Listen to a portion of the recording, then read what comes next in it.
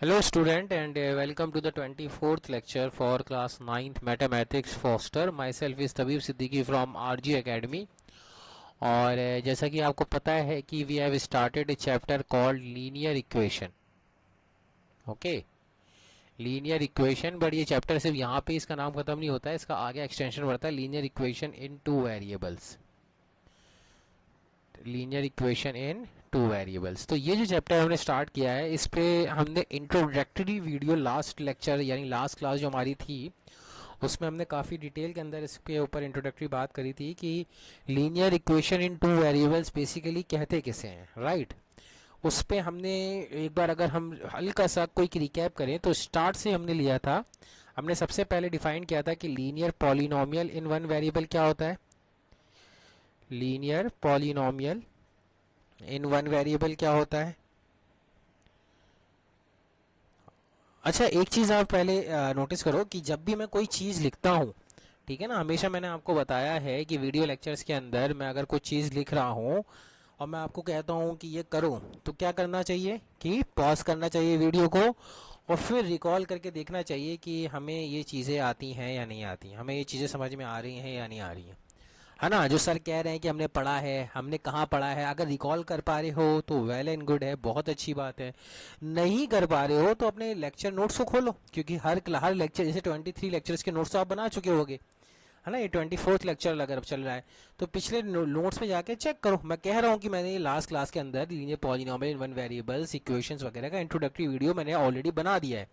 तो अगर मैंने बना दिया है तो ये ऑलरेडी वहाँ पे आपके नोट्स में होना चाहिए, है ना. अगर आप लेक्चर नोट्स प्रॉपर ले रहे हो तो फिर आप वीडियो पॉज करके थोड़ा सोचते हो कि सर ने इस पर क्या बोला था, क्या समझाया था.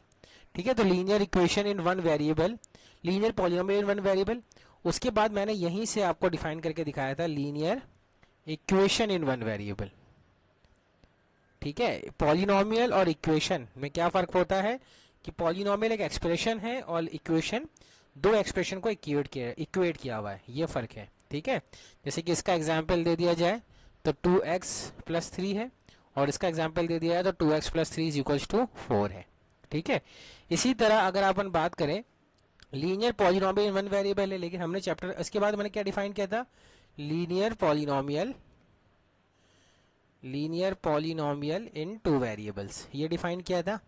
और इसको डिफाइन करने के बाद मैंने बोला था कि इसी का जो एक्सटेंशन है यानी इसी पॉलिनोमियल को अगर आप दो लीनियर पॉलिनोमियल इन टू वेरिएबल को इक्वेट कर दोगे तो वो क्या बन जाएगा student, linear equation in two variable. तो यहीं से ये एग्जाम्पल भी हमने इस पे देखे थे, linear equation in two variables. ठीक है, ये हमने पढ़ लिया था लास्ट क्लास में. जैसे कि इसका एग्जाम्पल आप लेना चाहो तो ये ले सकते हो कि 2x+3y+4 इज इक्वल्स टू +4 है, ये तो पॉलिनोमियल हो गया, ये एक्सप्रेशन हो गया. और 2x+3y+4 इज इक्वल्स टू 0 या किसी और एक्सप्रेशन के इक्वल कर दो जो कि लीनियर ही हो, तो ये क्या हो जाएगी, linear equation in two variable हो जाएगी. ये चीज़ करने के बाद फिर मैंने आपसे कहा था कि सॉल्यूशन क्या होता है ना. सॉल्यूशन के ऊपर बात हुई थी, तो थोड़ा सा एक बार सॉल्यूशन का भी रिकैप कर लेते हैं. हमने इस पर काफ़ी डिटेल चेकअप किया था कि सबसे पहले तो हमने बात की थी कि solution of linear equation in one variable, ये बहुत सिंपल है. Linear equation in one variable का सॉल्यूशन तो बहुत ही ज़्यादा सिंपल है ना. जैसे कि इक्वेशन है आपके पास x+4 इज इक्वल्स टू 3, तो यहाँ से आंसर क्या आ जाएगा, x is equals to 3-4 that is equals to x is equals to -1. तो ये जो कहला रहा है x equals to -1 is a solution. The value of x is -1 is called solution of the equation, is called the solution, ये solution कहलाता है. अब यहाँ से आपको समझ में आ रहा होगा कि linear equation in one variable का जो सॉल्यूशन है वो एक ही है. There is only one solution for linear equation in one variable. लेकिन सेम चीज़ को मैंने लास्ट क्लास में भी मैंने डिस्कस किया था और अभी वापस से डिस्कस कर रहा हूँ कि linear equation in two variable के कितने सॉल्यूशन होंगे.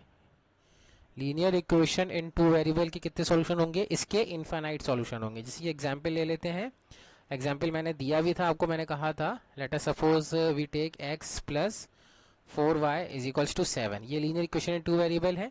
तो इसके कितने सॉल्यूशन हो गए, इसके इनफाइनाइट सॉल्यूशन हो गए.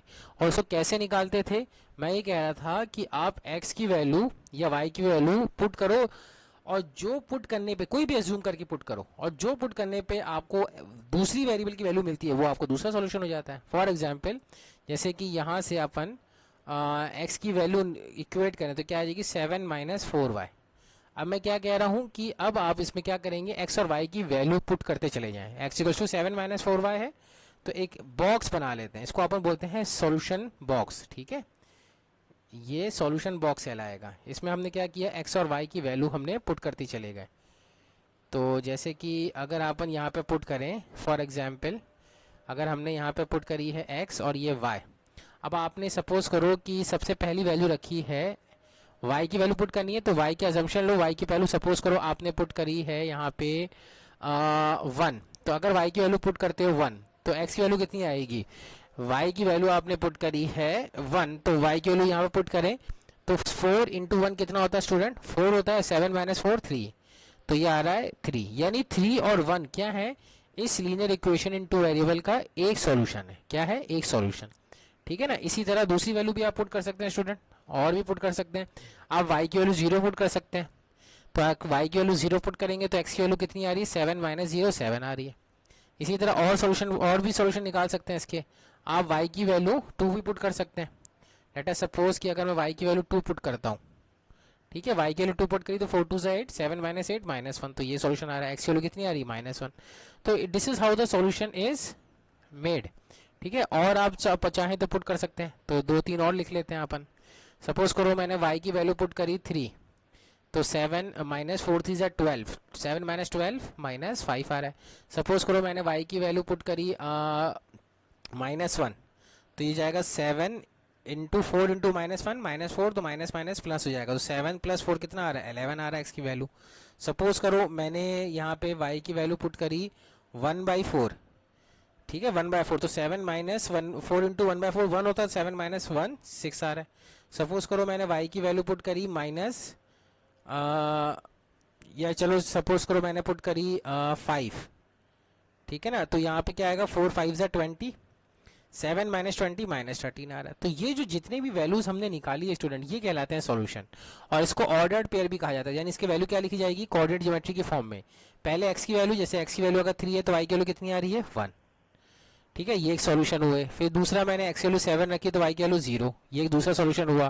फिर तीसरा सॉल्यूशन हुआ, फिर ऐसे चौथा सॉल्यूशन हुआ -5, 3, फिर 11, -1 हुआ, 11, -1 एक और सॉल्यूशन हुआ। ऐसे डिफरेंट डिफरेंट सॉल्यूशन लिखते चले जाओ, है ना। 6, 1/4 एक सॉल्यूशन हुआ।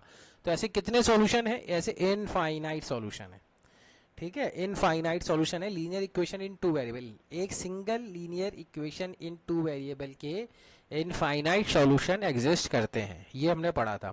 इसके बारे में मैंने ये भी कहा था कि बेसिकली क्या है कि linear equation in two variable के जो सॉल्यूशन होते हैं, सॉल्यूशन का मतलब ये होता है कि अगर आप उस वेरिएबल की वैल्यू जो आपने निकाली है या आपको मिली है ना, उस वैल्यू को अगर आप इक्वेशन, ओरिजिनल इक्वेशन में पुट ऑन करते हैं तो इक्वेशन ट्रू हो जाती है। ट्रू का मतलब क्या होता है कि LHS और RHS बराबर आ जाता है। पुट ऑन करने के बाद LHS और RHS क्या आ जाता है स्टूडेंट, बराबर आ जाता है। ये हमने चेक किया था। ठीक है, अब जैसे कि लास्ट क्लास में हमने इसका ग्राफ बना के भी देखा था, linear equation in one variable का ग्राफ बना के देखा था। जैसे कि अगर सपोज करो कि मैं आपसे बोलता हूं कि please draw the graph of the following, x is equals to 4, x is equals to -1, y is equals to 2, y is equals to -5। Suppose करो ये आपको ग्राफ बनाने, ये सब डिफरेंट डिफरेंट इक्वेशन है ना। ये आपका फर्स्ट पार्ट है, ये सेकंड पार्ट है, ये थर्ड पार्ट है और ये फोर्थ पार्ट है। अब मैं आपसे सवाल ये करना चाह रहा हूँ कि क्या ये चारों equation linear equation in one variable का फॉर्म है, क्या ये लीनियर है। लीनियर का मतलब क्या है कि वेरिएबल के ऊपर पावर 1 होनी चाहिए। तो आप देखो कि सारे वेरिएबल्स के ऊपर पावर कितनी है, 1 है, तो ये लीनियर तो है, इक्वेशन भी है और वन वेरिएबल के फॉर्म में भी है। तो इसका आंसर ये क्या बोलेंगे, इसको बोलेंगे, ये चारों इक्वेशन को अपन बोलेंगे linear equation in one variable. पहली चीज तो इसका ग्राफ बनाना बहुत आसान है, ठीक है ना। इसमें दो वेरिएबल तो आ ही नहीं रहे, तो ज़्यादा दिमाग लगाना ही नहीं है। अब जैसे कि पहला क्वेश्चन का पार्ट है x इक्वल्स टू 4, तो सबसे पहले अपन ग्राफ देख लेते हैं। अपन ग्राफ बना के यहाँ पे नोटिस करते हैं कि सपोज करो ये आपके पास, एक सेकंड, ग्राफ लेना पड़ेगा। कॉफ़ी किया यहाँ से हमने, कॉफ़ी, इसको ऑफिस से क्लोज किया और ये हमारे पास ग्राफ आ गया। ठीक है, और इसको अब हम बनाने की कोशिश करते हैं। देखिए ये है, आप पहले तो उसमें कोऑर्डिनेट्स मार्क कर दो। ये आपका 1 है, ये 2 है, ये 3 है, ये 4 है, ये 5 है, ये -1, ये -2, ये -3, ये -4, ये -5। ठीक है, ये आपका 1 आ गया, ये 2 आ गया, ये 3 आ गया, ये 4 आ गया, ये 5 आ गया। इसी तरह -1, -2, -3, -4 और ये -5। ठीक है, अब देखिए x इजिकल्स टू 4 है। ठीक है, तो x इजिकल्स टू 4 को बनाना है तो पहली बात तो ये देखना पड़ेगा कि x की वैल्यू 4 कहाँ होती है। तो x की वैल्यू 4 ये रही। ठीक है ना, अब मैंने लास्ट क्लास में भी बोला था और आज फिर बोल रहा हूँ कि x इजिकल्स टू 4 जो बनेगा वो सारे पॉइंट्स जहाँ पे x कोऑर्डिनेट 4 आ रहा है उनका कलेक्शन होगा। तो x का कोऑर्डिनेट 4 यहाँ पे भी हो रहा है, यहाँ पे भी हो रहा है, यहाँ पे भी हो रहा है। तो अगर एक परपेंडिकुलर लाइन जो इन सारे पॉइंट्स को कलेक्ट कर रही हो अगर अपन बनाए, ठीक है ना, तो यहाँ पे मैं परपेंडिकुलर लाइन बनाने की कोशिश करता हूँ उससे। सपोज करो ये मैंने परपेंडिकुलर लाइन बनाई है और इसको उठा के अपन यहाँ रखते हैं। सपोज यार ये चेंज नहीं हो रहा है, क्या बात है। एक सेकेंड, ये परपेंडिकुलर लाइन अगर अपन बनाए x इजिकल्स टू 4 से पास होने वाली लाइन, ठीक है, ये लाइन है। सपोज करो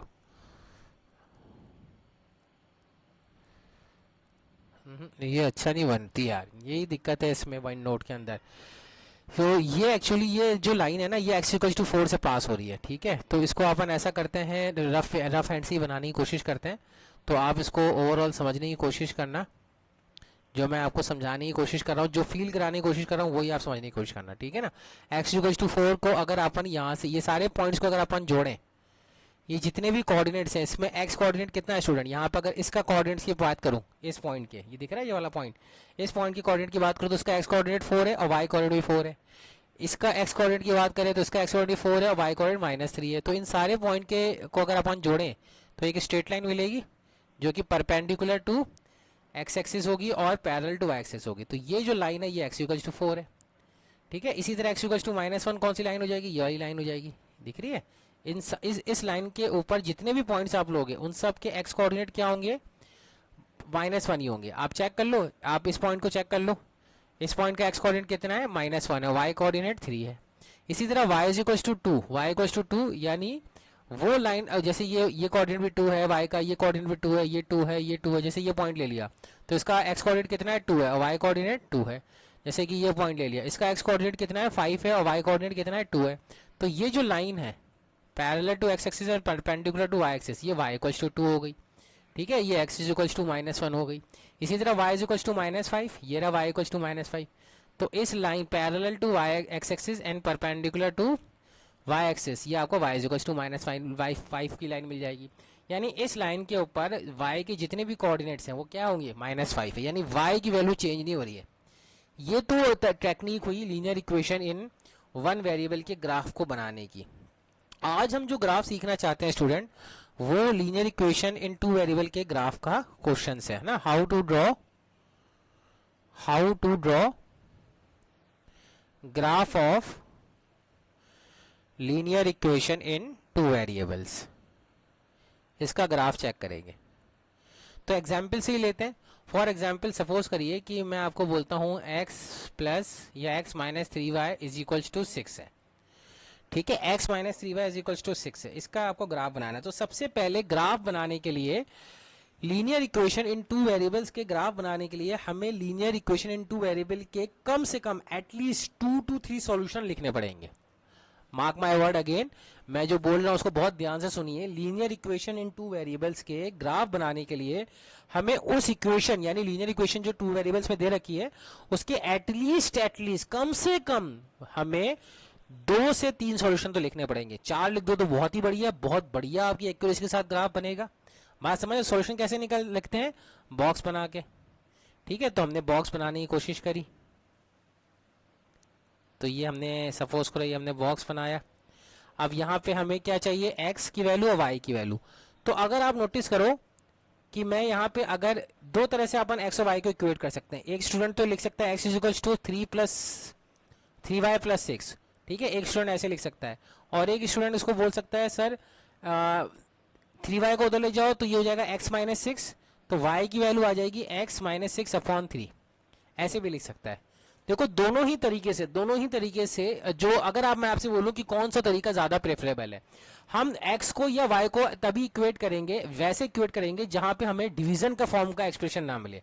देखो इस फॉर्म के अंदर डिवीजन का एक्सप्रेशन का फॉर्म है, तो बेसिकली अगर डिवीजन के फॉर्म का एक्सप्रेशन आता है ना, तो आपको x और y की वैल्यू निकालने में थोड़ी सी डिफिकल्टी आती है। एक्चुअली डिफिकल्टी इसलिए आती है क्योंकि वो जो फॉर्म होता है स्टूडेंट, वो जो फॉर्म होता है, जो आपके पास डिवीजन वाला फॉर्म आता है, उसमें डिवीजन इन्वॉल्व हो जाता है।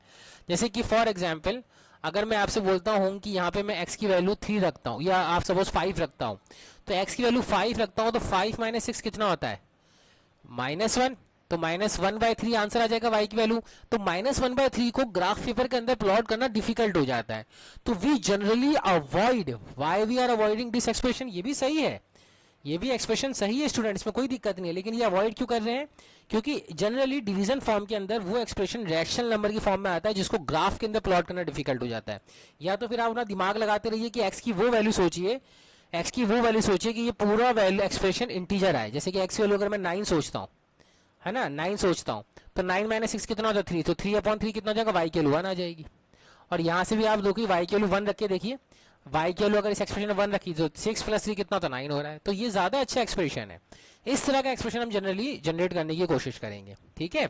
तो let me again draw, let me identify the solution, few solution of this equation. So हम कितने सॉल्यूशन को बनाने की कोशिश करेंगे, एटलीस्ट कम से कम 3 to 4 सॉल्यूशन, है ना। अगर 4 से ज्यादा बना लोगे तो बहुत अच्छी एक्यूरेसी आएगी, स्ट्रेट लाइन बहुत बढ़िया बनेगी। तो सबसे पहले और वैल्यूज वो रखनी है जो ज्यादा नहीं हो, ऐसा नहीं कि एक्स वैल्यू 20 रख रहे हो। अब ग्राफ पेपर में अपन 20 पॉइंट्स कितना बना पाएंगे, बात समझ रहे हैं। कम से कम रखो, कोशिश करो कि 10 के अंदर अंदर वैल्यू रखो, तो ज्यादा अच्छा रहेगा।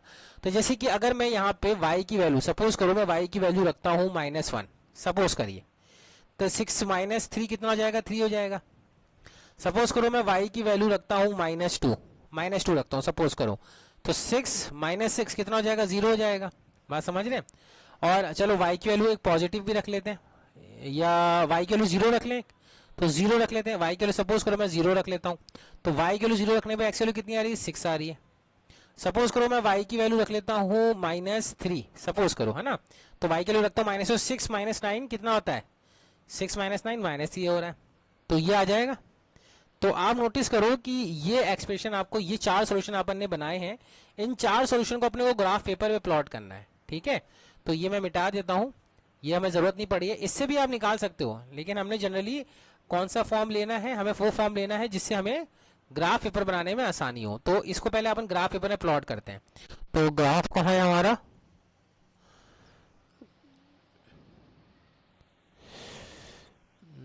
सॉरी, यहाँ पे हमने ग्राफ पेपर बनाना है,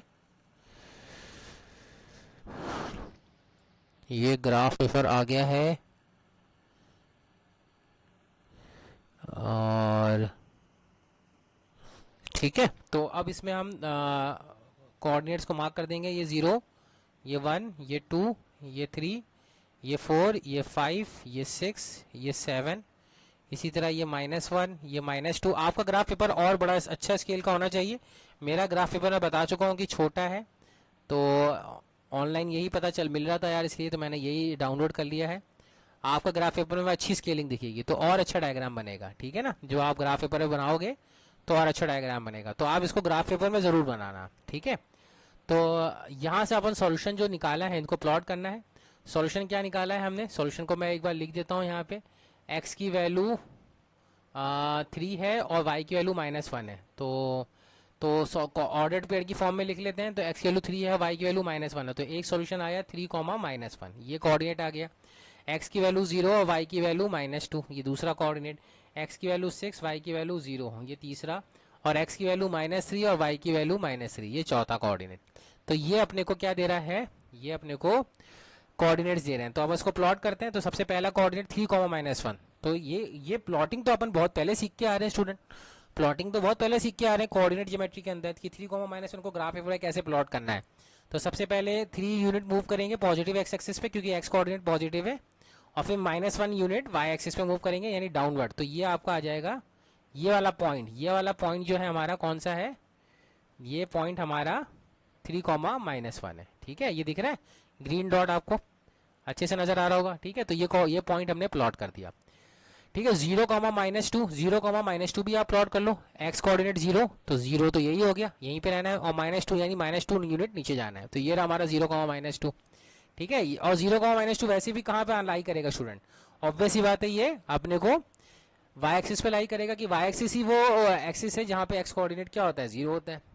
फिर आ जाओ 6, 0 यानी एक्स डिस्टेंस और पॉजिटिव एक्सिस पे 6 मूव करना है, और y डिस्टेंस कितना आ रहा है, 0 आ रहा है। तो y कोऑर्डिनेट एक्स एक्सिस पे 0 होता है, तो ये कोऑर्डिनेट हो जाएगा 6, 0। ठीक है, ये 3 पॉइंट्स मार्क कर लिए। और लास्ट है -3, यानी एक्स कोऑर्डिनेट -3, तो ये -3 यहाँ मूव करे, फिर नीचे -3 की मूव करे, तो ये -3, -3 आ गया। ठीक है, अब इन चारों पॉइंट्स को आप जोड़ दें।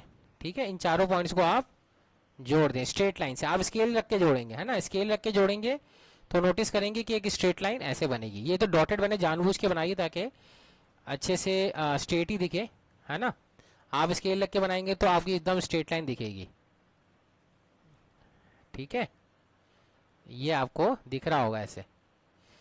तो ये जो स्ट्रेट लाइन है ना, ये स्ट्रेट लाइन, ये इक्वेशन है x - 3y = 6 की।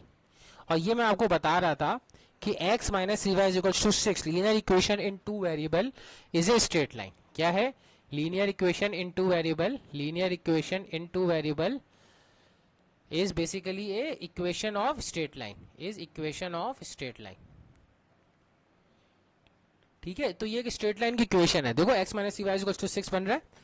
ये जो लाइन आ रही है ना, ये लाइन, इस लाइन पे जितने भी पॉइंट्स हैं, all the points on this line, all the points यानी ऑल द पॉइंट्स का मतलब क्या होता है, all the points of the coordinates, है ना, all the coordinates, all the points, और यू कैन से एक्स और वाई कोऑर्डिनेट, है ना, X Y coordinate on this line, on this straight line are the solution of this particular equation, are the solution of this equation. ये एक important concept है। यानी linear equation in 2 variable का जो graph होता है, उस ग्राफ यानी जो स्ट्रेट लाइन होती है, उस स्ट्रेट लाइन में जितने भी पॉइंट्स लाई कर रहे हैं वो सॉल्यूशन होते हैं। अब आप देख सकते हो कि सॉल्यूशन क्यों कह रहा हूं, देखो 6.06, इस लाइन पे लाई कर रहा है तो सॉल्यूशन है, -3, इस लाइन पे लाई कर रहा है तो सॉल्यूशन है, -0, -2 लाई कर रहा है तो सॉल्यूशन है। बात समझ रहे हैं, 3, -1 लाई कर रहा है तो सॉल्यूशन है। और क्या हो सकता है, अब जैसे यहाँ पे आप नोटिस करो कि ये जो पॉइंट है, अगर आप x की यहाँ पे ये देखो, और भी आप नोटिस कर सकते हो बहुत सारे पॉइंट्स यहाँ पे लाई करें, यानी ये भी पॉइंट सॉल्यूशन है, ये कोऑर्डिनेट भी सॉल्यूशन है, ये कोऑर्डिनेट भी सॉल्यूशन है, जितने भी पॉइंट इस पॉइंट पे लाई कर रहे हैं सब सॉल्यूशन है। अब जैसे कि मैंने आपको बोला था कि जैसे कि यहाँ पे अपन ने ये इक्वेशन बनाई थी ना, y = x - 6/3, x - 6/3, तो मैंने कहा था कि x की वैल्यू आप 9 रख के देखो, या सॉरी x की वैल्यू आप क्या रख के देखोगे, x की वैल्यू आप 5 रख के देखो। तो x की वैल्यू 5 रखते हैं तो y की वैल्यू कितनी आ रही है, -1/3। तो देख लो x की वैल्यू 5 रखते हो तो y की वैल्यू -1/3 आ रही है, तो -1/3 इधर ही बनेगा कहीं, तो ये सॉल्यूशन आ रहा है ना, ये है आपका सॉल्यूशन। ये वो कोऑर्डिनेट है कि x की वैल्यू 5 है और y की वैल्यू -1/3 है। अब इसको प्लॉट करना थोड़ा डिफिकल्ट था, -1/3 को प्लॉट करना डिफिकल्ट था, इसीलिए मैंने डिवीजन वाला आपसे बोला था, अवॉइड करने को कहा था। ठीक है, तो इस तरह से अपन क्वेश्चंस को सॉल्व करते हैं। एक क्वेश्चन और करते हैं ग्राफ वाले के लिए ताकि और क्लियरिटी आए अपने पास। सपोज करो अगर मैं आपसे बोलूं कि draw the graph of 2x + 3y = 6। अब देखो यहाँ पे 2x भी है, 3y भी = 6 भी है, तो अब थोड़ा सा आप चाहो भी तो डिवीजन को अवॉइड नहीं कर सकते, है ना, चाहो भी तो आप डिवीजन को अवॉइड नहीं कर सकते, लेकिन वो नंबर से डिवाइड करो जिसके डिवीजन आपको ज़्यादा आसानी से पता हो, है ना। जैसे कि अगर हम इसका सॉल्यूशन बनाने जाएं तो इसको कैसे लिख सकते हैं, हम लिख सकते हैं 2x = 6 - 3y, और यहाँ से हमारे पास क्या आ जाएगा, x = 6 - 3y/2। अब हमें y की वैसी वैल्यू सोचनी है जिससे हमें सॉल्यूशन जो मिलेगा ना स्टूडेंट, वो मिले, ऐसा मिले हमें सॉल्यूशन कि जो x आए वो इंटीजर आए, x जो आए वो इंटीजर आए, ठीक है, तो हम y की वैसी वैल्यू सोचेंगे, कोशिश करेंगे वैसा सोचने को। और कितने सॉल्यूशन निकालने हम, एटलीस्ट 3 तो निकाल ही ले। 3 से ज़्यादा हो जाए, 4 हो जाए, 5 हो जाए तो बहुत ही अच्छा है, लेकिन कम से कम 3 तो होने ही चाहिए। ठीक है, कम से कम आपके पास 3 सॉल्यूशन तो होनी चाहिए x और y की। तो अब सबसे पहले अगर आप y की वैल्यू 1 रखते हो, y की वैल्यू अगर आप 1 रखते हो तो 6 माइनस 3 कितना होता है, 3/2 आता है, तो x इंटीजर नहीं आ रहा है। लेकिन अगर y की वैल्यू स्ट्रेट फॉरवर्ड अगर आप 0 रख दे तो स्टार्टिंग में ही, तो ये हो जाएगा 6 माइनस 0/2, तो 6 माइनस 0/2 कितना होता है, 3, तो x की वैल्यू कितनी आ रही है, 3 आ रही है। ठीक है ना, तो x की वैल्यू एक सोल्यूशन तो हो गया 3,0। और क्या रख सकते हैं, अगर आप नोटिस करो कि 6 इसको अपन किससे मल्टीप्लाई कर दें, कि जैसे कि अगर मैं y की वैल्यू 2 रखूं, सपोज करो मैंने y की वैल्यू 2 रखी, तो एक y 3 इंटू 2 6 होता है, 6 माइनस 6 कितना आ रहा है, 0, तो 0/2 0 हो जाएगा, तो x की वैल्यू 0 आ जाएगी। बात समझ रहे हैं, दो सॉल्यूशन तो आपको स्ट्रेट फॉरवर्ड ऐसे ही मिल जाएंगे आसानी से। और क्या सोच सकते हो उसके अंदर, और ये सोच सकते हो कि आप इसके अंदर y की वैल्यू रख दो -2, -2 रखोगे तो इंटीजर बन जाएगा, जैसे 3 इंटू -2 -6, तो 6 प्लस 6 12, 12 डिवाइडेड बाय 6 तो 6 हो जाएगा। ठीक है ना, तो इस तरह से अपन को अपने दिमाग से चीज़ों को देखना पड़ेगा, कौन कौन सी वैल्यूज यहाँ पे रखने से वैल्यू इंटीजर आ रही है। फिर भी कोई वैल्यू इंटीजर नहीं मिलती है तो कोई ऑप्शन नहीं है, फिर तो आपको वही आपको ऐसी वैल्यू रखनी पड़ेगी जिसका आप ग्राफ के अंदर आसानी से लोकेट कर सको। तो मैं इसका एक बार ग्राफ के अंदर बना देता हूँ। तो ये मैंने ग्राफ पेपर अपलोड कर दिया है, ग्राफ है, उसको हम ग्राफ बनाएंगे। तो एक सेकेंड आप उसको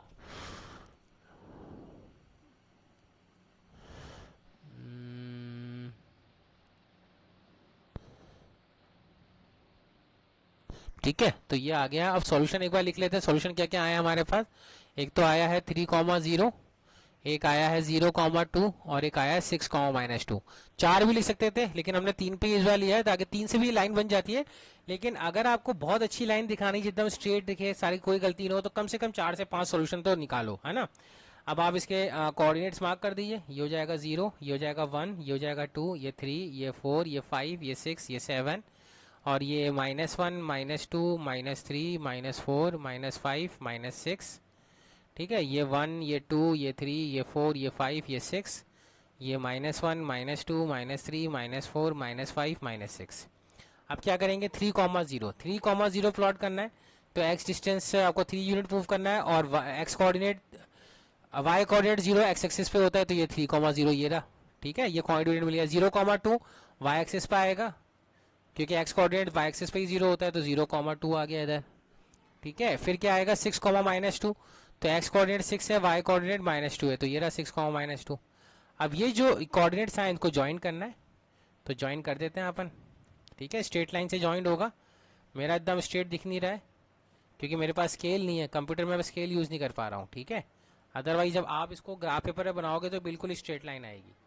तो ये जो इक्वेशन आई है 2x + 3y = 6, ये इसकी इक्वेशन है, इस लाइन की इक्वेशन है, स्ट्रेट लाइन आ रही है।